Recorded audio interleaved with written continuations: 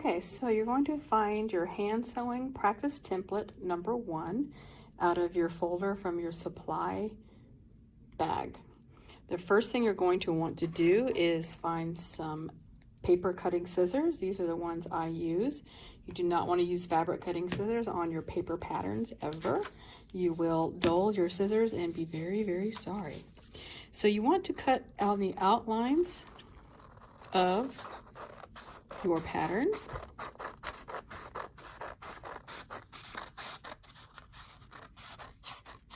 Okay, you do not want to pin this on your fabric first. You want to cut out your pattern pieces first. That goes for if you are in class using patterns for garments. It goes for any of the patterns that I may give you for practice. You always need to cut out your pattern pieces first. Okay. After you've cut that completely out, it is ready for use. We will use this a lot of times, so make sure that you don't lose this, or you'll have to draw yourself a new one using the measurements I give you.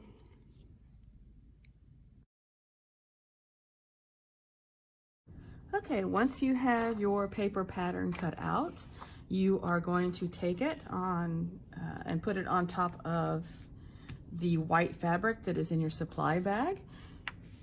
Okay, so you're gonna place it on top. You wanna make sure you don't place it right in the middle. You notice that I have on this little sample fabric I'm putting it close to the edge.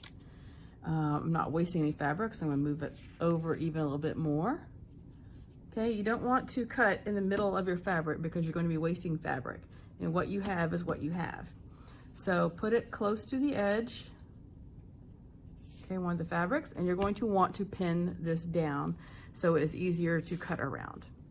Okay, so with your straight pins, how you pin things down, you simply stick it in through your pattern, stick it in through your fabric, and then come back out, okay, just like that. Okay, just gonna repeat the process. Generally, you'll want something this small. You should be able to get away with just 4 pins, like 1 on each corner.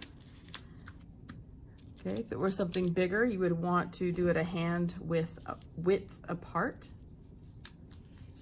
Okay, so now I have that all pinned down and I am ready to cut that out. I have fabric scissors here, fabric shears.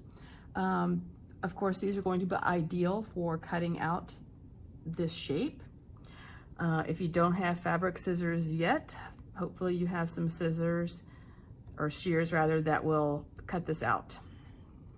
Okay, so I'm going to go ahead and cut this out. When I cut it out, I am going to just go around the outside edge of that pattern. I am not going to cut the paper.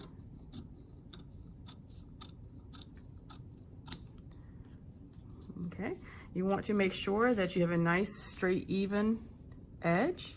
You want to keep your pattern and your fabric down on a table, or if you're using the floor. Okay, you don't want to hold it in the air to cut. Okay, you will not get a good precise cut that way. Okay. I also find that holding the edge of it, the scrap that you're cutting off, is a lot easier. Okay, you can throw away your scrap, and then you have your pattern piece all cut out. You can unpin it, and now you are ready for the next step.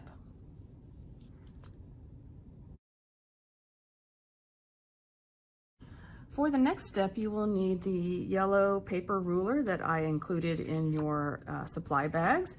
This ruler is really great if you're not so wonderful at reading rulers, reading the little tiny parts of rulers.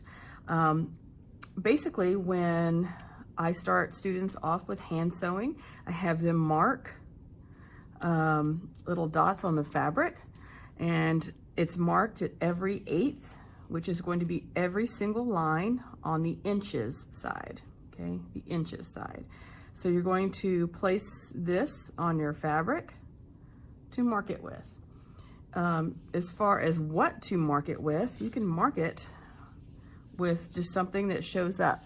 So you're going to want to have your piece of fabric, put it down on a table or some kind of flat surface. Take your paper ruler, take something to write with that will be seen.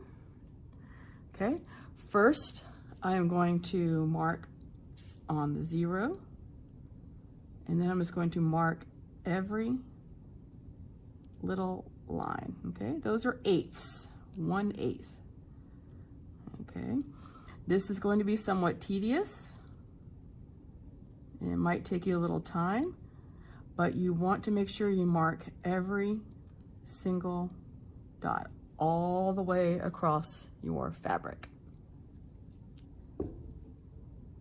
Okay, there is my finished product. I've got tiny little dots, each spaced 1/8 of an inch apart from each other, going all the way across my sample fabric. What these dots are going to do for you, at least while you learn how to do a basic running stitch, is that helps give you your spacing. This is why we did this. We're not going to do this for every hand sewing thing, but in the very beginning, it's good for you to understand how small your stitches need to be.